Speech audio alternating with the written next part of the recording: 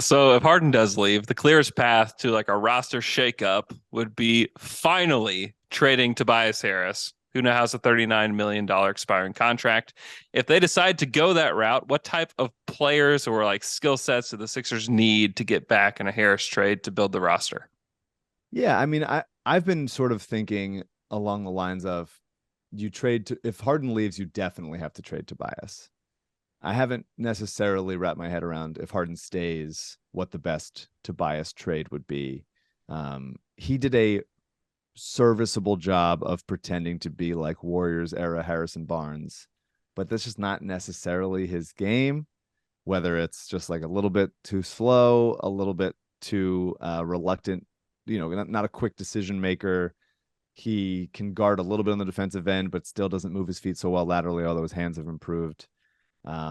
Just like so slow, so slow. So I appreciate you, Tobias, but so slow.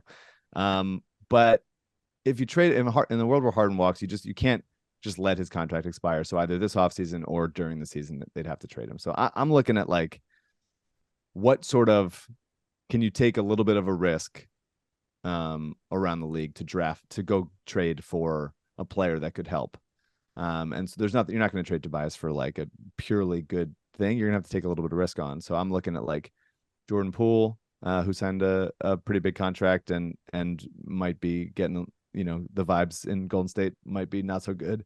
Yeah. If Chicago wants to mix it up and you get like a DeMar DeRozan situation for it, you probably have to throw in a pick. In a world where Hmm. that happened, I was tossing in Lonzo, who they might just want to get rid of because he hasn't played at all. Um, you consider maybe Buddy Hield in Indiana if they really like Nemhard and Neesmith, and Matherin. You start to think about that as a possibility. So it's like these aren't like sterling names, but some of They're all them very realistic of you, I would say. realistic. Yeah, I think Yeah. that's what you kind of have to look at. And you're really trying to, especially with the, Poole and Buddy would be more obviously on the shooting element of things and put a lot of pressure on Maxi. But if you get a guy like DeRozan, you're trying to replicate what the Sixers had in those, that 3/4 of a season they had with Jimmy, with a better scenario around him without, Ben standing in the dunker spot and everything. So Hmm. I think that's the ideal. You have Maxi, you have Embiid. Hopefully those guys will be here for a long time. You really need some sort of bigger wing type that can create a little bit, take a little pressure off Embiid when the going gets tough in the playoffs, when they're doubling, when the length is hard for them. So DeRozan is a guy that obviously has his warts as a catch and shoot guy, not the perfect player to pair with Embiid, as far as like kicking it out of the post. But you're the Sixers have made too many mistakes over the last 7 years to have like the perfect scenario around them. So we're Yeah. Mhm. we're trying to be realistic here.